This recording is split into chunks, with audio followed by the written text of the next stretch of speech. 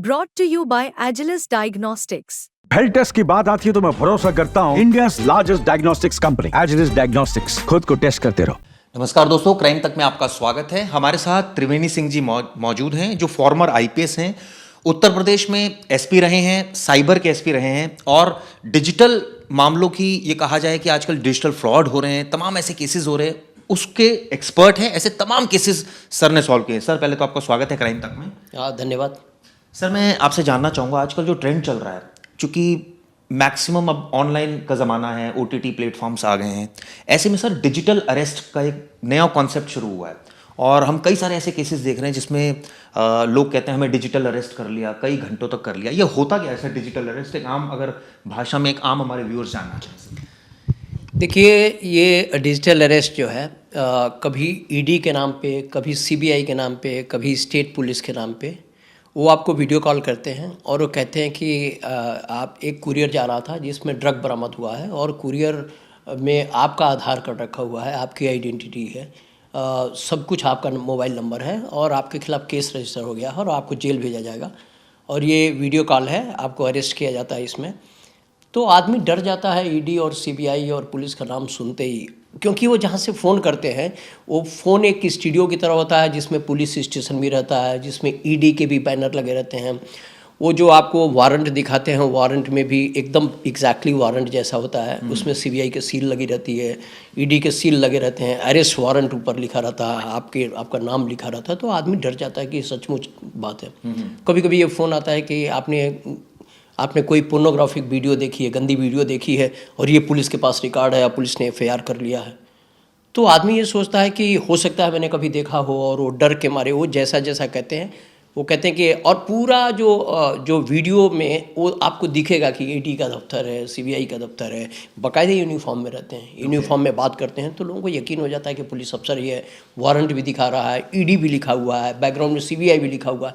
ये एग्जैक्टली ऐसा scenario create करते हैं कि लोग डर जाते हैं और वो जो कहते हैं वो करने लगते हैं। वो कहते हैं डिजिटल अरेस्ट हुआ है, तो लोग डर के मारे कभी पार्सल में ड्रग्स मिलने का, कभी गंदा वीडियो देखने का, कभी कोई बड़ा नारकोटिक्स का कोई गैंग है उसका मेंबर बनाने का, कभी बताते हैं कि आप टेररिस्ट ने, 3 टेररिस्ट ने आपका नाम लिया है और आपका एफआईआर में नाम आ गया है। इस बात को लेके तरह तरह से डरा करके वो कहते हैं कि अब आप डिजिटली अरेस्ट हैं और अपना अकाउंट जो है, आपके अकाउंट में जितने भी पैसे हैं पहले आरबीआई के अकाउंट में जाएगा, जब यहाँ से आपको क्लियरेंस मिल जाएगा तब ये पैसा फिर आपके अकाउंट में चला जाएगा। तो लोग सोचते हैं कि हो सकता है सरकारी प्रक्रिया हो, तो अपने पूरा अकाउंट जो है यूपीआई पे डाल करके और उसको टेक ओवर कर लेते हैं और पूरा का पूरा उनका पैसा अपने अकाउंट में लेके चले जाते हैं। कभी कभी तो ये होता है, कभी कभी ये होता है कि वो अकाउंट देते हैं कि हम, अगर आप इससे बचना चाहते हैं तो आपको सीबीआई को देना पड़ेगा 2 लाख, ईडी को देना पड़ेगा 3 लाख। तो इस तरह कर करके हजारों लोगों को शिकार बना चुके हैं और कई लोग तो 9-9 करोड़ 10-10 करोड़ रुपया दिए हैं। मेजर जनरल रैंक के अधिकारी भी 3-3 करोड़ रुपया दिए हैं। फार्मर डीजीपी, फार्मर जो डीजी जिसको आप कहते हैं कि सीनियर मोस्ट अफसर होता है, उसको जानकारी है, तो वो खुद डिजिटल अरेस्ट के शिकार हुए हैं, करोड़ों रुपया दे चुके। प्रोफेसर्स जिनको भी आप समझते हैं कि बहुत ही प्रबुद्ध तबका है, वो शिकार नहीं होगा, वो शिकार होते हैं। तो ये है डिजिटल अरेस्ट। सर, इसमें एक चीज़ और जानना चाहूँगा, जैसे कई बार हमें भी फ़ोन कॉल आते हैं जिसमें, मैं तो दिल्ली में रहता हूँ, तो कई बार पुलिस कमिश्नर की तस्वीर लगी होती है और फ़ोन करके कहते हैं कि आपको अरेस्ट कर लिया गया है और आपके नाम पर सम्मन है, वारंट है। क्या ये केसेस भी सेम इसी की तरह ही? हाँ बिल्कुल। देखिए, वो इतने स्मार्ट होते हैं कि कई तरह की स्टोरी आपको सुनाएंगे और आप जिसमें भी फंस जाएंगे। उनका मुख्य मकसद ये है कि डरा करके और आपसे पैसा ले लेना। तो कभी कभी तो क्या काम करते हैं कि केवल डिस्प्ले पिक्चर आपका लगा देते हैं, नंबर किसी और का यूज़ कर लेते हैं। कभी कभी क्या करते हैं, आपका नंबर ही हाईजैक कर लेते हैं, आपका व्हाट्सअप ही अपने नंबर पे इनेबल कर लेते हैं और आपके फैमिली मेम्बर्स को कॉल करना शुरू करते हैं। फैमिली मेम्बर सोचता है कि हमारे पापा का है, हमारे बेटे का, हमारे भतीजे का ये नंबर है, इसका मतलब सही है। तो ये भी आपको सतर्क रहने की ज़रूरत है कि हो सकता है कि इम्पर्सनेट किया गया है, केवल आपका फ़ोटो लगाया गया और दूसरा कंडीशन ये भी हो सकता है कि आपका व्हाट्सएप ही कम्प्रोमाइज़ हो गया हो, व्हाट्सएप उनके यहाँ चल रहा हो आपके नंबर पे और आपके पास व्हाट्सएप ना चल रहा हो। तो ये 2 परिस्थितियाँ हो सकती हैं। ऐसी स्थिति में एक आम आदमी क्या करे? मान लीजिए मैं तो इतना डिजिटली एक्टिव भी नहीं हूँ, ना मुझे पता है इन चीज़ों का। अगर मान लीजिए कोई मेरा व्हाट्सएप ऐसे हैक कर रहे, तो मुझे किन बातों का ध्यान रखना चाहिए एज अ लेमैन कि भाई मैं इन चीज़ों को कम से कम ध्यान रखूँ? क्योंकि ऐसे बहुत सारे अलर्ट मैसेजेस आते रहते हैं। एक बार मुझे पॉलिसी का मैसेज आया कि आपकी पॉलिसी जो है वो निकली हुई है, तो मुझे तो पता भी नहीं था कोई ऐसी पॉलिसी है नहीं। देखिए, 2-3 चीज़ें मैं बताना चाहूँगा पब्लिक के लिए।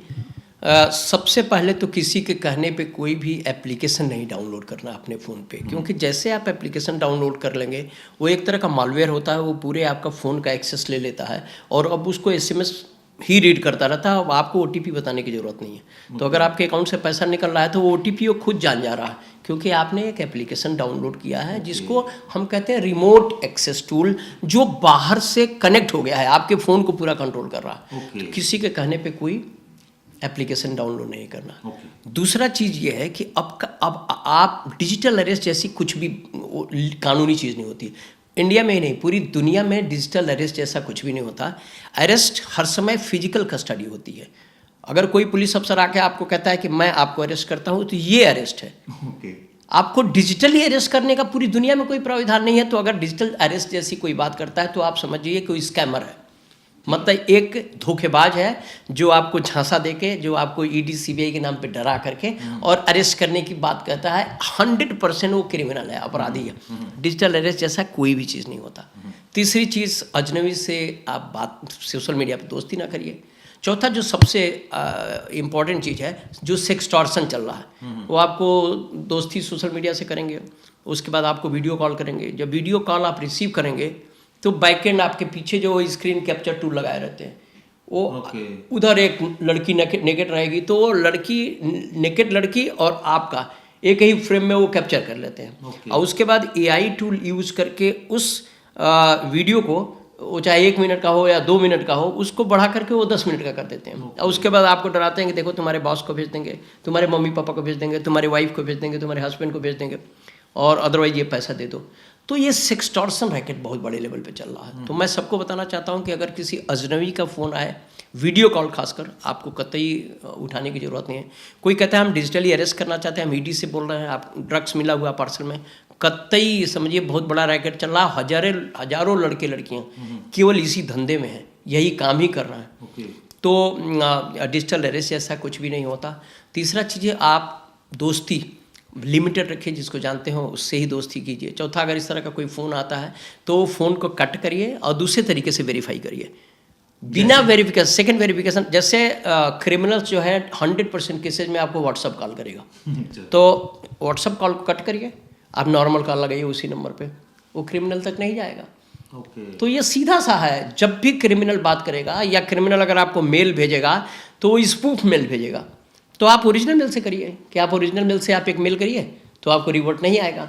तो ये भी तरीका है कि स्पूफ कॉल, स्पूफ मेल, आज के ज़माने में एआई, आर्टिफिशियल इंटेलिजेंस यूज करके आपकी आवाज़ को क्लोन कर ले रहे हैं, आपकी वीडियो का सिंथेटिक वीडियो बना दे रहे हैं।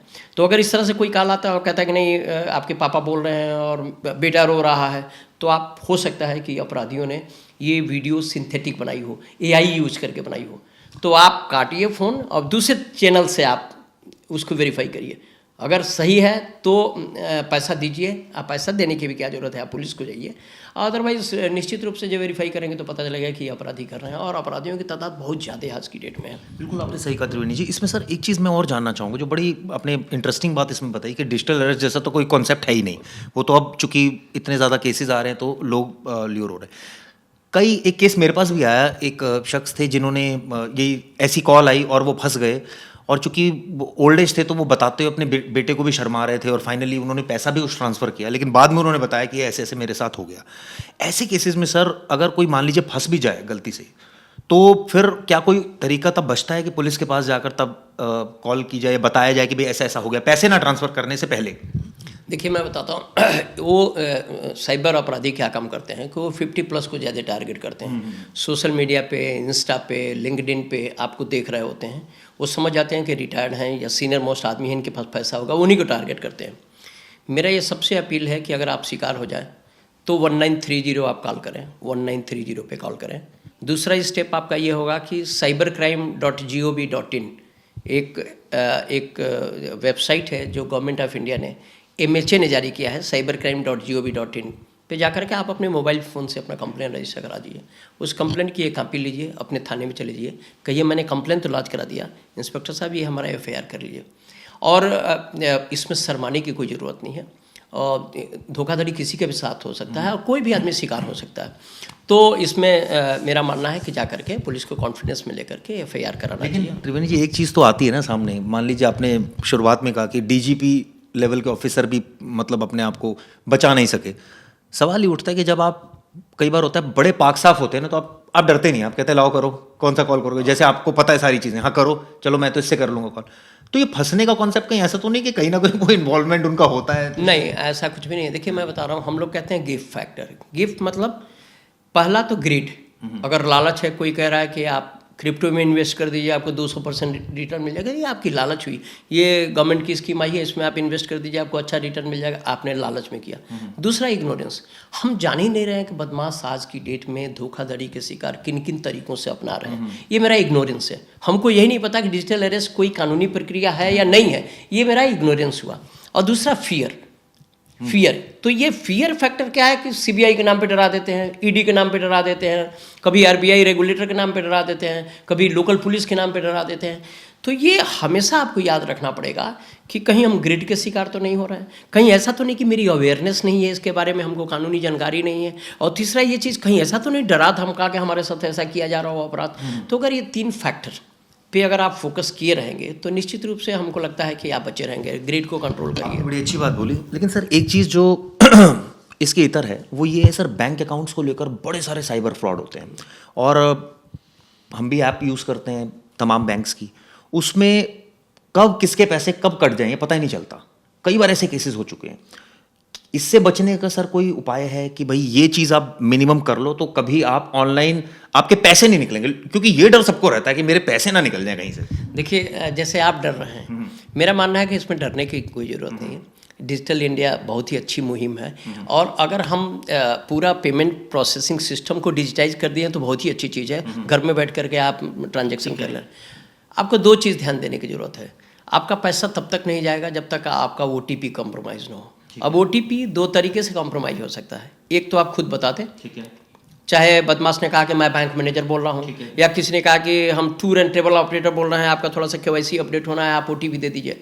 अगर आपने OTP नहीं शेयर किया तो आप शिकार नहीं होंगे। लेकिन OTP शेयर करना एक तो ये तरीका है। दूसरा वो क्या कहता है कि आपका देखिए KYC कंप्लीट नहीं है, आपको ये एप्लीकेशन डाउनलोड कर लीजिए, और डाउनलोड करके आप कुछ इन्फॉर्मेशन उसमें फीड कर दीजिए तो आपकी KYC कंप्लीट हो जाएगी। फिर आपका अकाउंट बंद नहीं होगा, या आपका सिम बंद नहीं होगा, या आप जो एप्लीकेशन दिए हैं वो प्रोसेस हो जाएगा।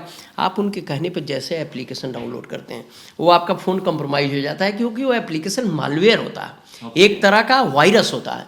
और अब फिर OTP वो आपसे नहीं मांगेगा, फिर वो OTP उस एप्लीकेशन के थ्रू ही रीड कर लेगा, आपका सारा कांटेक्ट तुरंत ले लेगा, आपके सारे फोटो ले लेगा, आपका सब कुछ वो करने लगा। इवन इस तरह के आ रहे हैं एप्लीकेशन कि आपका WhatsApp भी पढ़ने लगेगा, आपकी तरफ से मेल कर देगा। एक चीज़ मैं और भी जानना चाहूँगा, मेरे पास भी कई सारे ऐसे SMS आते हैं, उसमें एक लिंक आता है कि आप उस लिंक पर क्लिक कीजिए और ये फलाना ढिमकाना। तो ऐसे लिंक मैं तो यूजुअली नहीं करता, लेकिन क्या देखिए एडवाइजेबल ये है कि अगर SMS में कोई लिंक आए तो आप कतई उसको इग्नोर करें। SMS से जितने लिंक आते हैं ज़्यादातर फ्रॉस्टर द्वारा भेजे गए रहते हैं। स्टैंडर्ड लिंक्स होते हैं जो आपको गलत वेबसाइट पे ले जाएंगे, जहां या तो आपकी इन्फॉर्मेशन चोरी हो जाएगी या तरह तरह के प्रलोभन दिखा के आपको किसी न किसी तरह का शिकार बना दिया जाएगा। तो SMS के जितने लिंक आते हैं उसको आप क्लिक ना करें। व्हाट्सएप पे भी लिंक आते हैं उसको क्लिक ना करें। और ख़ासकर इन्वेस्टमेंट के मामले में या जहाँ पर्सनल आपको अपना पहचान जाहिर करना हो, वहाँ पे लिंक से अगर कुछ भी आता है तो अपनी KYC मत डालिए, पैन मत डालिए, आधार मत डालिए, कोई पैसे का ट्रांजैक्शन ना करिए, या कोई लेकिन सर पर्सनल बातें ना करिए। अब तो सारी चीज़ें ऑनलाइन ही होती हैं। जो सारी आप चीज़ें बता रहे हैं वो तो अब कई ऐसे लिंक हैं, बैंक्स के ऐसे लिंक हैं जो आपको कहते हैं कि आप ये सारी इन्फॉर्मेशन प्रोवाइड करिए। आप डालते रहते। इनफैक्ट अगर आप PF भी निकालते हैं तो उसमें भी आपको सारी इन्फॉर्मेशन डालनी पड़ती है। तो ऐसे में कैसे बचें सर? ऐसे जो सोशल मीडिया से लिंक आ रहे हैं उस पर सतर्क रहिए। सोशल मीडिया मतलब व्हाट्सएप पे कोई किसी ने कर दिया, किसी ने फेसबुक से लिंक दे दिया, किसी ने जाकर के टेलीग्राम से आपको लिंक दे दिया, वो आप समझिए 90% फेक है। वो गवर्नमेंट एजेंसी या कोई कारपोरेट या कोई ट्रस्टेड एजेंसी इस तरह से लिंक शेयर करके नहीं कराती है। हाँ, तरीका उनका यह है कि उनके वेबसाइट पे जाइए, उनकी वेबसाइट की भी सही स्पेलिंग आपको पता होना चाहिए। जैसे आप मान लिया ICICI बैंक से बैंकिंग करते हैं तो आप जाकर के ICICI बैंक की वेबसाइट की स्पेलिंग रीड करिए। और एग्जैक्टली वही स्पेलिंग टाइप करिए, नहीं कि कोई लिंक आया हुआ ICICI बैंक का उसको आपने वो कर दिया, तो हो सकता है आप बदमाश की स्पूफ वेबसाइट पे पहुंच जाए। तो आपको ये ध्यान देने की ज़रूरत है कि जो ट्रस्टेड वेबसाइट हैं उनके थ्रू अगर कुछ हो रहा है तो वो तो आप करें, अदरवाइज सोशल मीडिया से कोई लिंक आ रहा है, कोई एडवाइस आ रही है, उस पर यकीन ना करें। सर कई सारे ऐसे, जैसे अब तो AI का ज़माना है और हम देखते हैं कि AI आवाज़ भी आपकी बदल लेता है, आप सब कुछ कर देता है, क्लोन भी कर देता है, तो ऐसे में तो फ्रॉडस्टर और ज़्यादा अवेयर हो गए हैं। इस तरह के आपने कई सारे केसेस भी मेंशन। देखिए, मैंने आपको बताया ना कि कोई भी नई टेक्नोलॉजी आती है तो हम बाद में उस टेक्नोलॉजी का यूज़ शुरू करते हैं। साइबर अपराधी सबसे पहले उस टेक्नोलॉजी का यूज करना शुरू कर जाते हैं। AI आया है, आप जर्नलिज्म में पता नहीं किस हद तक यूज़ कर रहे हैं, या मैं पुलिस अफसर हूँ, पुलिसिंग में अभी AI का यूज़ बहुत नहीं हो रहा है। लेकिन देखिए साइबर क्रिमिनल्स क्या कर रहे हैं, सिंथेटिक वीडियो बना रहे हैं, सिंथेटिक इमेज बना रहे हैं, फोटोग्राफ्स बना रहे हैं, ड्राफ्ट कर रहे हैं, चैट GPT यूज करके वो तरह तरह के मेल ड्राफ्ट कर रहे हैं लोगों को कन्विंस करने के लिए, नहीं ये कंपनी का ये वेल क्राफ्टेड ये मेल ID है जिसमें कोई डाउट नहीं है कि कोई 10वीं पास 12वीं पास आदमी कर रहा है, वो AI का भरपूर इस्तेमाल कर रहे हैं। मेरा मानना है कि जब भी फाइनेंशियल ट्रांजैक्शन हो और कोई पर्सनल चीज़ शेयर करना हो, पर्सनल फोटोग्राफ्स या पर्सनल चैट या पर्सनल कोई इन्फॉर्मेशन शेयर करनी है, तो 100% आप दूसरे चैनल से उसको वेरीफाई करें, वेरिफिकेशन के बाद ही करें, अदरवाइज हजारों लाखों लोग शिकार हो चुके हैं। सर लास्ट क्वेश्चन आपसे पूछना चाहूँगा, बहुत सारे सर अपराधी आपने भी अपने टाइम में देखे होंगे, हमने भी बहुत कवर किए। आजकल हर कोई स्नैपचैट, फेसबुक का फेस चैट, फेस ऐप आ रहे हैं, टेलीग्राम भी, व्हाट्सएप भी, इनफैक्ट ये इतने सिक्योरिटी फीचर्स हैं हमारे और आसानी से अपराधी बात भी कर रहे हैं और पकड़े भी नहीं जा रहे हैं। सर इसको लेकर कोई भारत सरकार कभी आपको लगता है कि सोचना चाहिए इसको लेकर कि भाई जैसे व्हाट्सएप पर हम इजीली बात कर लेते हैं, लोग भी, बड़े अधिकारी भी बात कर लेते हैं कि उनको पता है कि यहाँ रिकॉर्ड नहीं हो रही है, ये इनक्रिप्टेड है काइंड ऑफ, तो इस पर भी एक बड़ा नकेल कसने की ज़रूरत है, क्योंकि ये तो ऐसे तो फिर तो ये चलता रहेगा। देखिए इस टेक्नोलॉजी के दौर में गवर्नमेंट को काफ़ी कुछ करने की ज़रूरत है। जैसे इन सब चीज़ों की क्लोज मॉनिटरिंग होनी चाहिए, इसका रेगुलेशन बनाया जाना चाहिए। अगर व्हाट्सएप कहता है कि हमारा मोबाइल फ़ोन जो है व्हाट्सएप टू व्हाट्सएप इनक्रिप्टेड है, इसका सिर्फ इतना मतलब है कि ये हमारे फ़ोन और आपके फ़ोन के बीच में जो कम्युनिकेशन हो रहा है इसको इंटरसेप्ट लाफुल इंटरसेप्शन नहीं हो सकता। मतलब गवर्नमेंट एजेंसी इसको इंटरसेप्ट नहीं कर सकती, क्योंकि हाई लेवल का एल्गोरिथम यूज़ किया गया है, इंक्रिप्शन यूज़ किया गया है, इसको कोई ब्रेक नहीं कर सकता। लेकिन जो साइबर अपराधी हैं वो आपके तो फ़ोन पे बैठा हुआ मालवेयर डाल के, तो ये बीच के तो कम्युनिकेशन की बात ही नहीं, तो वहीं इंटरसेप्ट कर ले रहा है, आपकी आवाज़ वहीं टेप कर ले रहा है, आपकी वीडियो वहीं टेप कर ले रहा है, तो ये जो बीच के कम्युनिकेशन का कोई मतलब नहीं रह जाता। अब आपके फ़ोन पे भी मालवेयर है और मेरे फ़ोन पे भी मालवेयर है, तो हम दोनों की बातें रीड की जा रही है, बीच का कम्युनिकेशन से क्या मतलब है? तो जो भी मैं बोल रहा हूँ वो रिकॉर्ड कर रहा है। तो ये बहुत बड़ा कन्फ्यूजन है लोगों में कि हम व्हाट्सअप पे अगर हम कॉल कर रहे हैं तो हम इंटरसेप्ट नहीं हो रहे हैं। ये बहुत ही बड़ा उसका कन्फ्यूज ये होना चाहिए, मैं क्लियर करना चाहता हूँ कि वो हमारे और आपके बीच में, उस बीच का जो सरकार इंटरसेप्ट करती थी उसके लिए थोड़ा चैलेंज है, थोड़ा क्या बहुत ज़्यादा चैलेंज है कि उसको इंटरसेप्ट नहीं कर पाती, वो इनक्रिप्शन नहीं तोड़ पाती। लेकिन अगर क्रिमिनल्स आपके मोबाइल फ़ोन पे ही बैठा हुआ है, आपके मोबाइल फ़ोन पे, तो सारी बातें तो हो रही है और सुन रही है और सुना भी जा रहा है। चलिए सर, आपने बहुत वैल्यूएबल जानकारी दी हमारे दर्शकों को। तो सर ने बताया किस तरह से डिजिटल अरेस्ट जैसे कॉन्सेप्ट अभी तक है ही नहीं, ये एक तरह से भ्रम है, एक तरह से फ्रॉडस्टर्स की स्कीम्स हैं जो वो आपको ल्योर करने के लिए तमाम तरीके से आप तक पहुंचते हैं, आप उनके जाल में फंसते हैं और उसके बाद आप शिकार हो जाते हैं। तो दोस्तों अवेयर रहें, क्योंकि डिजिटल का ज़माना है, ऐसे में कहीं ऐसा ना हो कि आप आर्थिक रूप से आपको कोई नुकसान हो जाए, कोई आपको एक तरह से कहा जाए कानूनी रूप से आपको नुकसान हो जाए। तो इन तमाम चीज़ों से आपको ध्यान रहने की ज़रूरत है और ये वीडियो आप ज़रूर देखिएगा, क्योंकि सर ने बहुत इंटरेस्टिंग एडवाइस इसमें दी है। ये वीडियो कैसे लगी ज़रूर बताइएगा। धन्यवाद दोस्तों।